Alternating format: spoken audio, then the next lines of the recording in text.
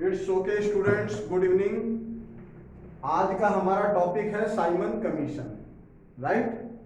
तो Simon commission पर हम डिस्कस करने जा रहे हैं। साइमन कमीशन को हम बेसिकली कई चीज़ों से लिंक करके पढ़ाने वाले हैं।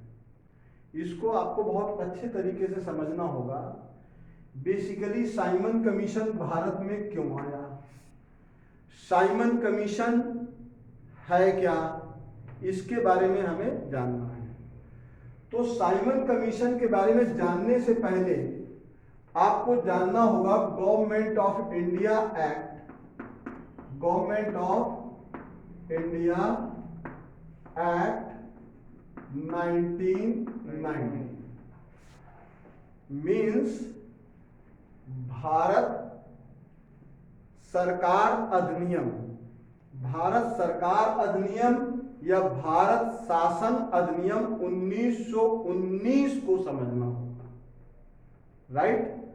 1919 में भी हमने रॉलेट एक्ट के बारे में भी पढ़ाया था आप लोगों को। 1919 में ही गवर्नमेंट ऑफ इंडिया एक्ट 1919 जो कि ब्रिटिश पार्लियामेंट में बना था, इसके बारे में थोड़ा सा जानना जरूरी है, तो साइमन कमीशन समझ में आ जाएगा। तो इनफैक्ट हुआ क्या था कि रॉलेट एक्ट के बाद जब सब कुछ पीस हो गया, पीसफुल हो गया, सब सही हो गया, तो गवर्नमेंट ऑफ इंडिया एक्ट 1919 जो कि ब्रिटिश पार्लियामेंट में बना था, इसमें इंडियंस के लिए कुछ प्रोविजंस रखे गए थे। ये जो 1919 का भारत शासन अधिनियम है या भारत सरकार अधिनियम है, इसमें इंडियंस के लिए यह प्रोविजन हुआ कि अब ब्रिटिश गवर्नमेंट भारत के लिए कोई भी पॉलिसी बनाएगी तो उसमें भारतीयों को भी शामिल किया जाएगा। क्या किया जाएगा? मीन्स ये इंडियंस अब पॉलिसी मेकिंग में भी पार्टिसिपेट करेंगे, राइट। ये चीज समझ में आई। मीन्स अगर ब्रिटिश सरकार या ब्रिटिश पार्लियामेंट में कोई भी भारत शासन अधिनियम या गवर्नमेंट ऑफ इंडिया एक्ट लगे बनेगा या आएगा, या कोई ऐसा लॉ बनेगा या कोई पॉलिसी बनेगी, तो उसमें इंडियंस का पार्टिसिपेशन होगा। और दूसरी, इसी एक्ट के बाद मीन्स 1919 एक्ट के बाद ही भारतीयों को प्रशासनिक सेवाओं में अलाउ कर दिया गया था। ये दो पॉइंट बड़े इंपॉर्टेंट पॉइंट हैं कि गवर्नमेंट ऑफ इंडिया एक्ट जो 1919 का था, इसी एक्ट के बाद भारतीयों को प्रशासनिक सेवाओं के लिए अलाउ किया गया और ये कहा गया कि भारतीय अब पॉलिसी मेकिंग में भी शामिल होंगे। अगर कोई ब्रिटिश गवर्नमेंट या ब्रिटिश पार्लियामेंट कोई लॉ बना रही है, कोई पॉलिसी बना रही है, कोई एक्ट ड्राफ्ट कर रही है, तो उस ड्राफ्टिंग कमेटी में इंडियंस भी पार्टिसिपेट करेंगे। ये पॉइंट क्लियर हुआ। और यहीं पर ये तय हो गया था, इट वॉज प्री डिसाइडेड, कि ये जो गवर्नमेंट ऑफ इंडिया एक्ट 1919 है, इन्होंने कहा कि हम रिस्पॉन्सिबल गवर्नेंस चलाएंगे। रिस्पॉन्सिबल गवर्नेंस का मतलब होता है उत्तरदायी सरकार। रिस्पॉन्सिबल गवर्नेंस अर्थात उत्तरदायी सरकार मीन्स ब्रिटिश और इंडियन दोनों मिल करके शासन करेंगे, जिससे किसी के साथ इनजस्टिस ना हो। Is that clear? तो ये तीन बड़े महत्वपूर्ण बातें थी। और चौथी इंपॉर्टेंट बात ये थी कि 1919 के बाद 10 साल के बाद भारत एक कमीशन आएगा और वो ये ऑब्जर्व करेगा कि ये उत्तरदायी सरकार कैसी चली या फर्दर इसमें क्या सुधार की आवश्यकता है। इनमें मीन्स भारत शासन अधिनियम में और क्या क्या अमेंडमेंट होना चाहिए जिससे भारत के लोगों के लिए या भारतीय या ब्रिटिश और इंडियंस दोनों के लिए फेयर। तो क्या क्या इसमें अमेंडमेंट होंगे। तो ये कमीशन आना था कब, 1929 को जो है कमीशन आना था। हम अभी साइमन कमीशन की बात नहीं कर रहे हैं, एक कमीशन आएगा जो क्या करेगा 1929 में आकर के वो ये ऑब्जर्व करेगा आकर के कि जो ये रिस्पॉन्सिबल गवर्नमेंट थी, उत्तरदायी सरकार थी, उत्तरदायी जो शासन था, ये उत्तरदायी शासन व्यवस्था में कहीं कोई चूक तो नहीं रह गई है। अगर कहीं कोई चूक रह गई है तो फर्दर एक्ट में इसको हम क्या करेंगे, अमेंड कर देंगे। Is that clear? अच्छा, इसी बीच चूंकि 1919 में जलियांवाला बाग बहुत बड़ा एक कांड हो चुका था और इस कांड के बाद हमारे देश में हमेशा दो दल रहे हैं, एक तो लिबरल जो उदारवादी रहा है और एक हमेशा हॉट रहा है जो गर्म दल रहा है। तो उसी बीच मींस 1924 कानपुर में HRA नाम का एक संगठन, एक ऑर्गेनाइजेशन का गठन होता है। कब होता है? 1924 में एक HRA नामक संगठन का या एक ऑर्गेनाइजेशन का गठन होता है। इनफैक्ट इस HRA का मतलब क्या है? Hindustan Republican association. इस संगठन का नाम क्या है? HRA का Hindustan Republican association, Republican association. इस संगठन का गठन होता है। अच्छा, ये HRA जो गठन करने वाले थे, इसके फाउंडर जो थे वो कौन थे? मिस्टर सचिन दास सान्याल। सचिन दास सान्याल। सचिन दास सान्याल ने HRA नामक एक संगठन का निर्माण किया, एक गठन किया। अब भैया जब कोई संगठन बनता है तो उसका कुछ न कुछ ऑब्जेक्टिव भी होता है, कुछ उद्देश्य होता है। कोई भी ऑर्गेनाइजेशन होता है उसका कोई न कोई उद्देश्य तो होता है। तो इनका बेसिकली उद्देश्य क्या था?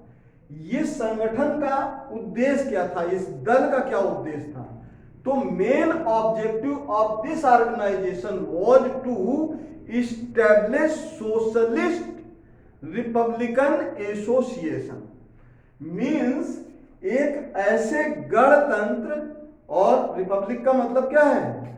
गणराज्य की स्थापना करना, जो समाजवादी गणराज्य की स्थापना करता हो। राइट? जो संघीय समाजवादी गणराज्य की स्थापना करना इसका एकमात्र उद्देश्य था। क्या उद्देश्य था? संघीय समाजवादी गणतंत्र की स्थापना करना इस संगठन का उद्देश्य था। अब भैया संगठन जब कोई बनता है तो उस संगठन को चलाने के लिए, उसको प्रमोट करने के लिए हमें किस चीज की जरूरत होती है? पैसे की जरूरत होती है। और दूसरी चीज, कोई भी संगठन जब बनता है तो संगठन बनाने वाले का, जो संगठन का संस्थापक है, अगर उसकी नीयत अच्छी हो तो भले ही उसने अकेले बनाया हो, उसके पीछे चलने वाली भीड़ बहुत सारी इकट्ठी हो जाती है। हम राइट? तो इस संगठन से भी बहुत सारे नोबल लोग जुड़ गए। नोबल मीन्स प्रतिष्ठित व्यक्ति भी जुड़ने लगे, चाहे वो इसमें लाला लाजपत राय हो, सरदार भगत सिंह हो, या और भी जो है डॉक्टर मुख्तार अंसारी और अशफाक उल्ला खां। बहुत सारे लोग इस संगठन से जुड़ने लगे। अब जब अशफाक उल्ला खान, डॉक्टर मुख्तार अंसारी, लाला लाजपत राय, आजाद जैसे लोग जब इस संगठन से जुड़ गए तो फिर जाहिर सी बात है संगठन के कुछ उद्देश्य और बड़े हो गए। अब ये था कि भाई संगठन में पैसा कहां से आए? इस संगठन को चलाने के लिए पैसे की भी जरूरत थी। तो इन्होंने एक लूट प्लान की कि एक काम करेंगे, हम डकैती डालेंगे और डकैती डाल करके जो धन इकट्ठा करेंगे वो धन जो है किसमें कर देंगे? इस संगठन में इन्फोर्स कर देंगे, संगठन आगे चल निकलेगा। और देखिए इन्होंने बड़ी अच्छी योजना बनाई डकैती डालने की, लूट की, और इस लूट की योजना को सक्सेस भी किया। मीन्स दे प्लान अ लूट, दे प्लान अ लूट एंड गॉट सक्सेस इन लूट। इन्होंने लूट की एक योजना बनाई और लूट में सक्सेस भी हुए। और ये लूट इन्होंने की थी 1925 में, जिसको आधुनिक इतिहास में काकोरी कांड के नाम से जाना जाता है। ये काकोरी कांड को हम स्पेशली क्लास भी लेंगे जिसमें हम बताएंगे, राइट। अब इसके बाद हुआ क्या, इस घटना में जो लूट में शामिल हुए थे उनमें से 19 लोगों को ब्रिटिश गवर्नमेंट ने अरेस्ट कर लिया। कितने अरेस्ट हो गए? 19 वर अरेस्टेड। मींस 19 लोग गिरफ्तार हुए और इन 19 में से 4 को फांसी हो गई। 4 को फांसी अर्थात क्या हो गया, फांसी दे दी गई, मृत्यु दंड दिया गया। बाकी 15 को, किसी को जो है 10 साल की सजा, किसी को जो जिसको आजीवन कारावास, काला पानी, व्हाटएवर जो कर सकते थे वो जो है जिसकी जैसी भूमिका लगी ब्रिटिश गवर्नमेंट को उसके अनुसार उसकी सजा बरकरार। इसके बाद इस संगठन का जो है कोई मतलब नहीं रह गया। ये पहले बना था एक तरह से एक राजनीतिक दल के तौर पर उभर करके आया था, लेकिन ये संगठन क्या हो गया कि इसमें लूट का ठप्पा लग गया था। लूट के पीछे उद्देश्य क्या था? लूट के पीछे उद्देश्य था संगठन को मजबूत करना। अब फिर एक बार अशफाक उल्लाह खान और इन लोगों ने, सबने, सरदार भगत सिंह ने, इन सब ने विचार किया कि क्यों ना इस संगठन का अमेंडमेंट कर दिया जाए। जैसे ब्रिटिश गवर्नमेंट अपने एक्ट अमेंड कर रही थी, इन्होंने कहा हम अपना संगठन ही अमेंड कर देंगे, नया संगठन बना लेते हैं। और इन्होंने ये संगठन बना दिया HSRA, जिसका निर्माण हुआ था कहां पर? फिरोज शाह कोटला में। फिरोज शाह कोटला नाम सुना है कि नहीं? फिरोज शाह कोटला दिल्ली, फिरोज शाह कोटला दिल्ली में इस संगठन का निर्माण हुआ, जिसका मतलब है HSRA का मतलब है हिंदुस्तान सोशलिस्ट रिपब्लिकन एसोसिएशन। क्या मतलब है? हिंदुस्तान सोशलिस्ट रिपब्लिकन एसोसिएशन, जिसका उद्देश्य क्या था? जो HRA का उद्देश्य था, क्या उद्देश्य था? समाजवादी गणतंत्र या समाजवादी संघीय गणराज्य की स्थापना करना। क्या उद्देश्य था? समाजवादी संघीय गणराज्य की या गणतंत्र की स्थापना करना। जो HRA का ऑब्जेक्टिव था, सेम ऑब्जेक्टिव इनका भी था, जो इस संगठन का। क्योंकि इस संगठन में भी लोग तो वही थे, लोग तो वही थे। अब ये जो है संगठन धीरे धीरे धीरे धीरे कहां पहुंच जाएगा? नौजवान सभा में जाकर के मत हो जाएगा। क्योंकि ये जो संगठन है नौजवान सभा, ये बना था 1926 में पंजाब में, जिसको बनाया था सरदार भगत सिंह ने। सरदार भगत सिंह ने इस संगठन का निर्माण किया था, राइट। किसका? नौजवान सभा का। इस सभा का या इस ऑर्गेनाइजेशन का एक पहला उद्देश्य तो ये था कि हम इस ऑर्गेनाइजेशन में किसी बुजुर्ग को शामिल नहीं करेंगे, इसमें सिर्फ नौजवान लड़के ही रहेंगे। क्या रहेंगे? नौजवान लड़के रहेंगे। और नौजवानों में देशभक्ति की भावना का संचार करना इसका एकमात्र उद्देश्य था।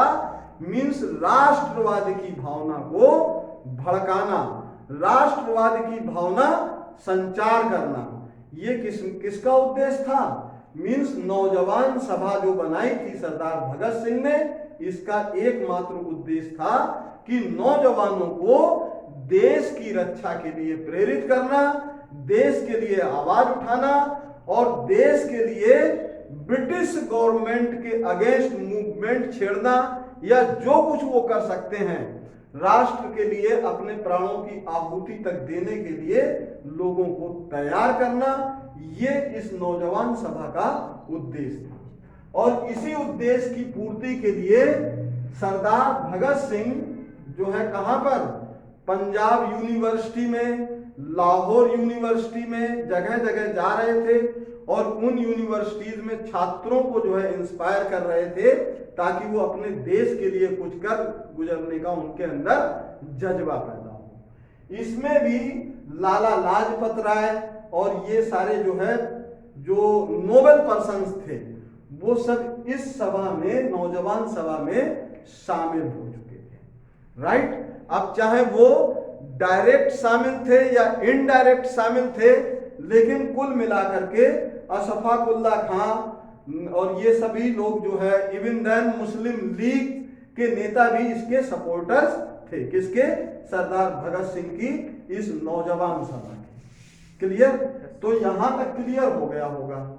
इसके बाद होता क्या है, अब हम बात करते हैं सीधे सीधे साइमन कमीशन और नेहरू रिपोर्ट के बारे में। तो इनफैक्ट होता क्या है, जैसा कि हमने आपको बताया था कि भारत कमीशन कब आना था? कमीशन आना था 1929 एज पर the government of India act 1919। Means 1919 का जो एक्ट है, भारत सरकार अधिनियम, गवर्नमेंट ऑफ इंडिया एक्ट 1919 के, इसके मुताबिक जो भारत में कमीशन आना था वो 1929 को आना था। बट कोइंसिडेंटली 1929 के टाइम में ब्रिटेन में इलेक्शन होने वाला था। ब्रिटेन में क्या होने वाला था? इलेक्शन होने वाला था। तो ब्रिटेन ने विचार किया कि जब उस समय 1929 में ब्रिटेन में इलेक्शन चल रहा होगा तो भारत कमीशन कैसे पहुंचेगा। तो उसी समय 1927 में क्या कर दिया गया, 1927 में सर जॉन, क्या नाम था इनका? सर जॉन साइमन, इनका पूरा नाम था सर जॉन साइमन।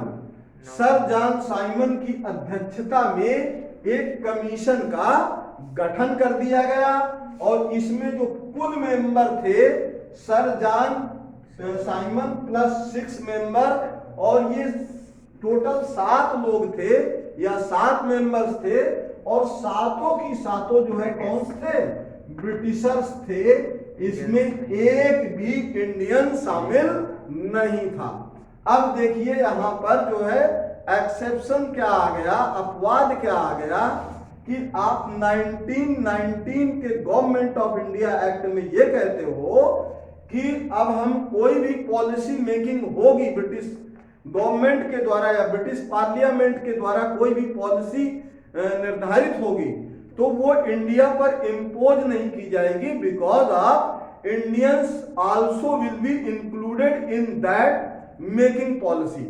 जो पॉलिसी मेकिंग कोई कॉन्फ्रेंस होगी, कोई एक्ट होगा, तो उसमें इंडियंस भी शामिल रहेंगे, इंडियंस पार्टिसिपेट करेंगे। लेकिन जब आप कमीशन भेज रहे हो भारत या कमीशन तय कर रहे हो तो वहां पर ब्रिटिशर्स के अलावा एक भी इंडियंस को शामिल नहीं कर रहे हो। तो यहां पर 1929 की जगह एक तो इन्होंने 1927 में भारत एक कमीशन आ गया जिसको साइमन कमीशन के नाम से जाना गया। साइमन कमीशन के नाम से क्यों जाना गया? Because of sir John Simon was president और chairman of this commission. Sir John Simon इस कमीशन के जो है क्या थे? चेयरमैन थे या प्रेसिडेंट कह सकते हैं। इनकी अध्यक्षता में क्या बना था? ये कमीशन बना था। अब जैसे ही ये भारत आते हैं तो मास प्रोटेस्ट शुरू हो जाता है भारत में।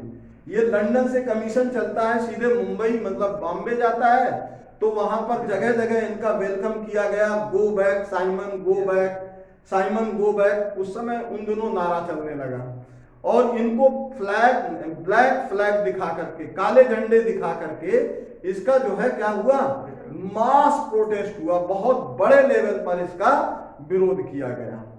ये जो है भारत मुंबई से दिल्ली आते हैं, दिल्ली में भी इनका यही हाल होता है, या लाहौर जाते हैं वहां पर भी इनका यही हाल होता है। तो कुल मिलाकर के इसमें एक भी भारतीय को शामिल नहीं किया गया। तो जो सरदार भगत सिंह की जो नौजवान सभा थी उसका भी एकमात्र उद्देश्य ये रह गया कि अब हमें भी इसका क्या करना है, प्रोटेस्ट करना है। किसका प्रोटेस्ट करना है, साइमन कमीशन का। तो उन दिनों स्टेट सेक्रेटरी हुआ करते थे, स्टेट सेक्रेटरी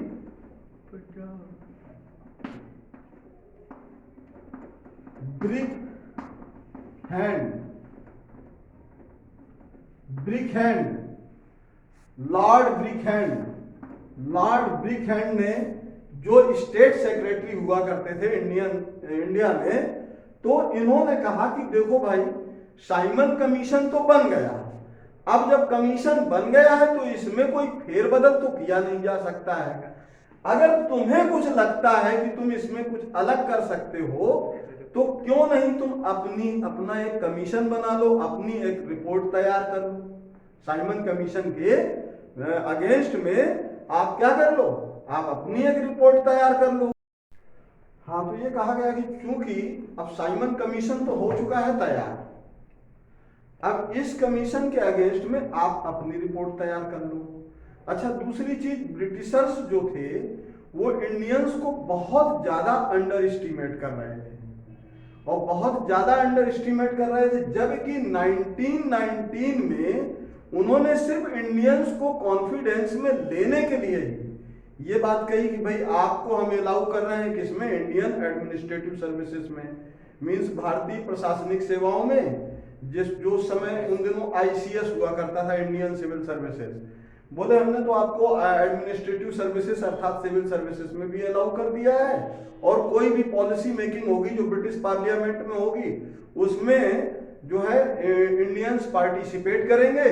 तो ग्रेजुअली मींस धीरे धीरे जो है हम इसको किस तरफ ले जाएंगे, एक मुक्त भारत की ओर ले जा रहे हैं। और अगर आपको ऐसा लगता है कि आप कोई ऐसे कॉन्स्टिट्यूशन ड्राफ्ट कर सकते हो जो all communities, cast communities and parties को सेटिस्फाई कर सको, तो आप अपना कॉन्स्टिट्यूशन ड्राफ्ट कर लो, राइट। तो ये एक तरह से मुंह चढ़ाने वाली बात भी हो सकती है और चुनौती देने वाली भी बात हो सकती है। तो इस चुनौती को या इस चैलेंज को पंडित मोतीलाल नेहरू ने एक्सेप्ट किया। उन्होंने कहा ठीक है, हम जो है अपनी रिपोर्ट तैयार करते हैं। अब दिसंबर 1927 में एक कॉन्फ्रेंस होती है, कहाँ, मद्रास में, राइट। मद्रास में एक कॉन्फ्रेंस रखी जाती है और इस कॉन्फ्रेंस को के प्रेसिडेंट कौन थे, doctor Mukhtar Ansari, right. Doctor Mukhtar Ansari की अध्यक्षता में एक कॉन्फ्रेंस होती है जिसमें ये मीटिंग रखते हैं और ये कहते हैं कि हम जो है क्या करेंगे, जो साइमन कमीशन आया है उसके अगेंस्ट में अपनी एक रिपोर्ट तैयार करेंगे। अब नेहरू जी जो है, नेहरू जी का मतलब यहां पर मोतीलाल नेहरू जी से है, अर्थात पंडित जवाहरलाल नेहरू के पिताजी से। Is that clear? Pandit Jawaharlal Nehru के पिताजी कौन थे, मोतीलाल नेहरू।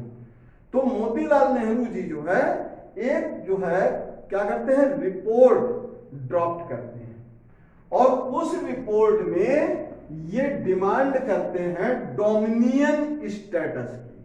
क्या करते हैं, डोमिनियन स्टेटस की डिमांड करते हैं और ये रिपोर्ट ये सौंप देते हैं अगस्त 1928 को इंग्लैंड को, राइट।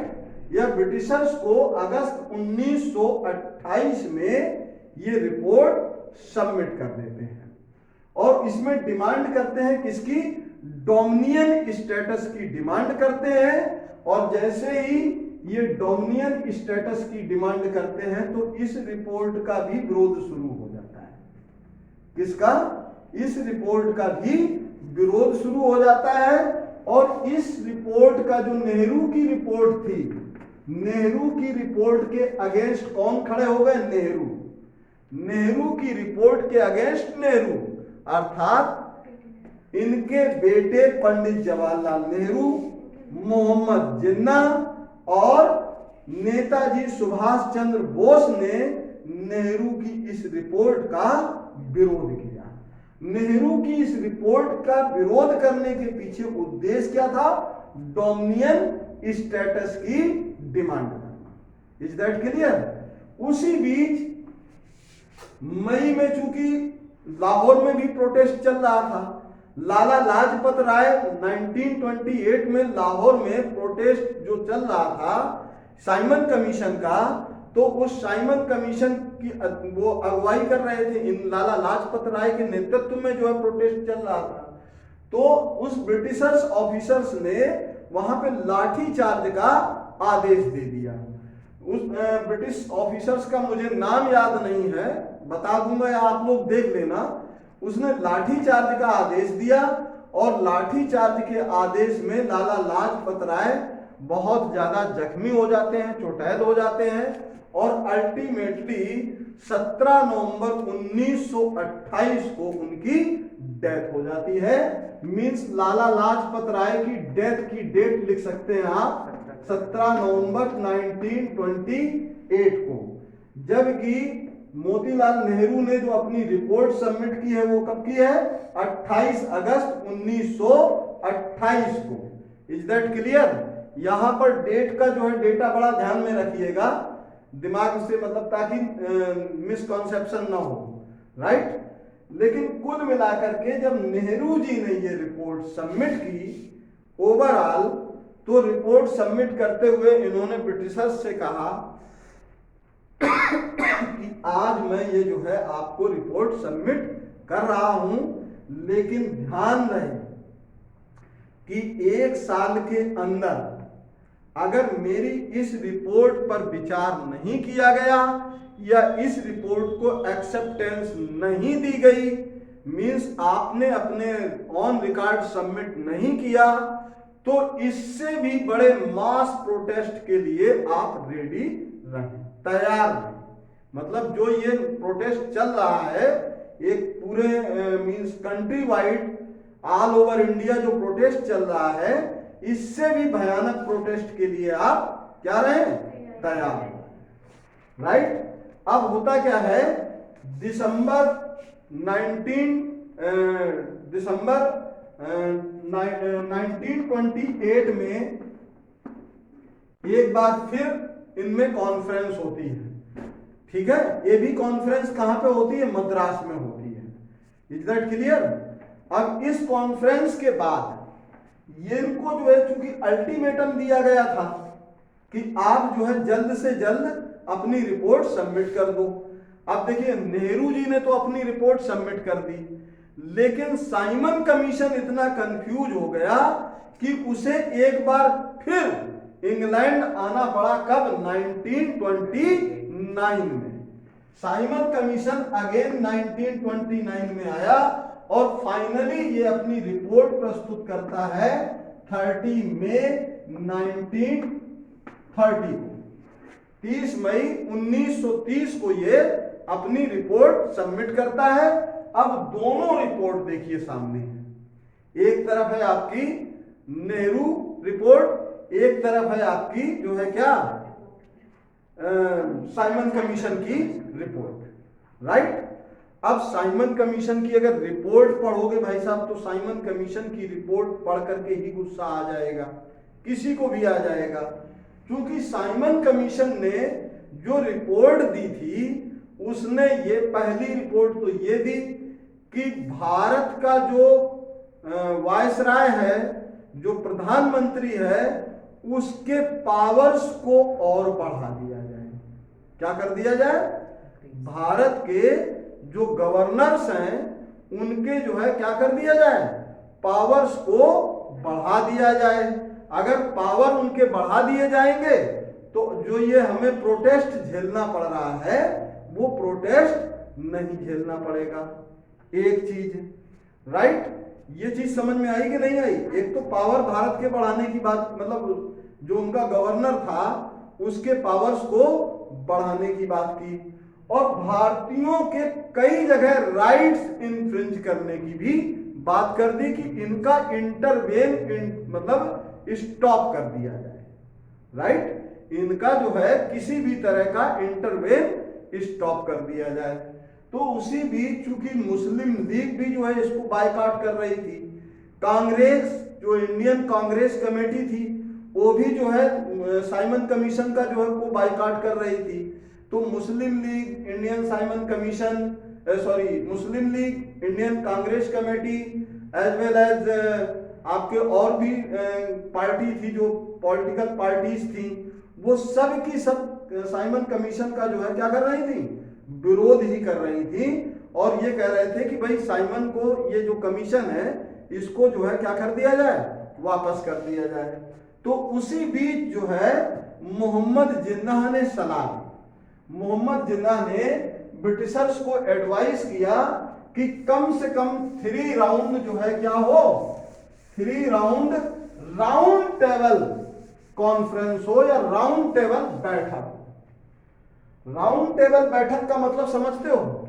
देखिए 2 तरह की टेबल्स होती हैं। एक ये वर्गाकार या आयताकार जो टेबल्स होती है, इसमें क्या होता है कि इस टेबल के चारों ओर लोग बैठे होते हैं, राइट? जिसमें एक मुखिया होता है जो सर्वे सर्वा लगता है कि ये इस पूरी बैठक को क्या कर रहा है?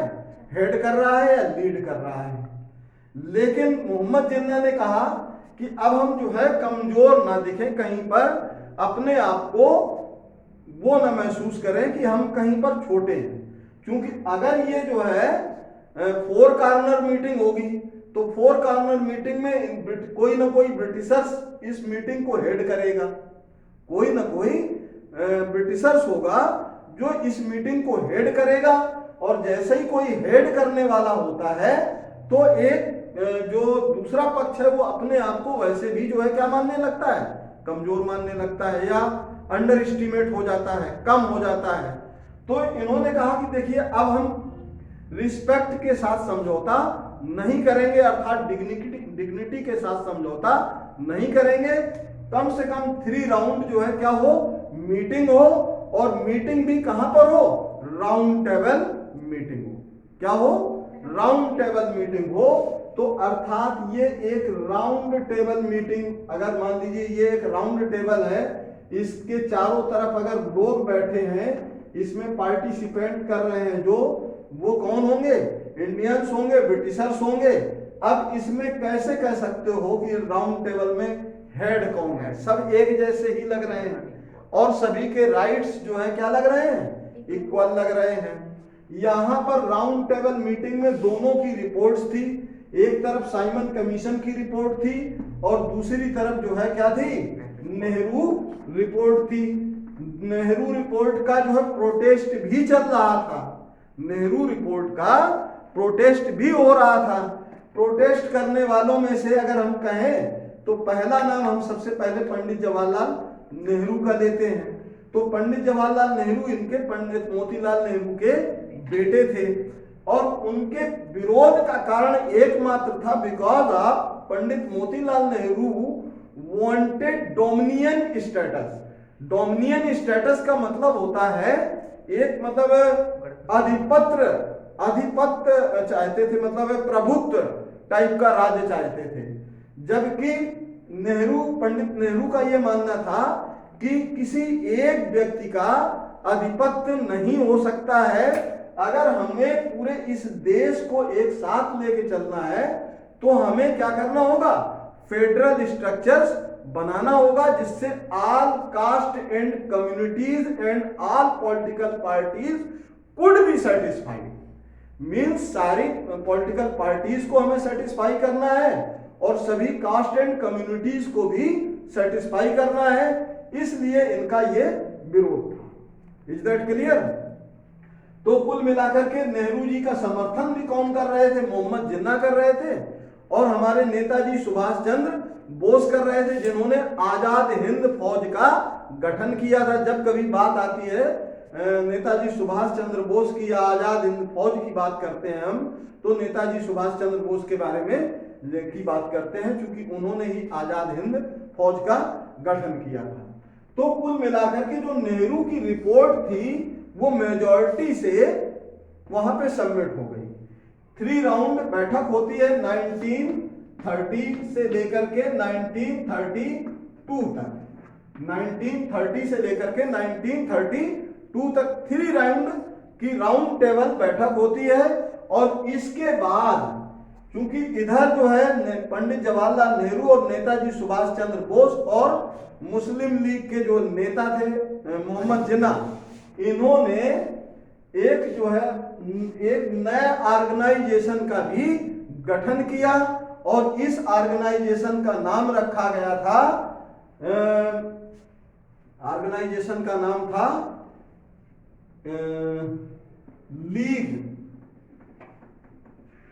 लीग ऑफ नेशन करके कुछ था यार, ये इंडिपेंडेंट। तो इस समय चूंकि ये जो है उनकी पार्टी उनकी नेहरू जी की रिपोर्ट से, पंडित मोतीलाल नेहरू की रिपोर्ट से ये सेटिस्फाई नहीं थे, तो उसी बीच जो है मोहम्मद जिन्ना, पंडित जवाहरलाल नेहरू और नेताजी सुभाष चंद्र बोस ने इंडिपेंडेंस इंडिया लीग की स्थापना कर दी, जिसमें जो है इसी के साथ इन्होंने जो है अपना एक नारा बुलंद किया कि स्वराज हमारा जन्मसिद्ध अधिकार है और हम ये स्वतंत्रता लेकर के ही रहेंगे। कुल मिलाकर के 1932 में इनकी लास्ट राउंड टेबल मीटिंग होती है, और इसी मीटिंग के बाद अब जो है इसमें दोनों की रिपोर्ट आमने सामने थी, तो कुछ पॉइंट, बहुत ज्यादा नहीं, कुछ पॉइंट नेहरू की रिपोर्ट से लिए गए, ऑलमोस्ट पार्ट जो है या ऑलमोस्ट जो एक्सट्रैक्ट थे, अंश थे, वो साइमन कमीशन से लिए गए। और इसके बाद 1935 में क्या आता है? एक नया गवर्नमेंट ऑफ इंडिया एक्ट 1935 आ जाता है, गवर्नमेंट ऑफ इंडिया एक्ट 1935। और इस एक्ट को ये एक्ट इतना डिटेल्ड था कि ये हमारे भारतीय संविधान का जो है एक मुख्य अंश, या हम इसको कह सकते हैं सोर्स ऑफ इंस्पायरेशन बना। इसको हम अपने भारतीय संविधान के एक मुख्य स्रोत के रूप में देखते हैं, एक मुख्य अंश के रूप में इसको हम देखते हैं। ये बहुत ही इंपॉर्टेंट एक्ट है, गवर्नमेंट ऑफ इंडिया एक्ट 1935। इसके बारे में भी हम जिक्र करेंगे, इसको हम स्पेशली पढ़ाएंगे। और साइमन कमीशन की रिपोर्ट में क्या था उसके बारे में हम एक स्पेशल सेशन लेंगे। और तब तक के लिए अगर आप लोगों को ये वीडियो पसंद आया हो तो प्लीज इसे लाइक करें, शेयर करें और सब्सक्राइब करें।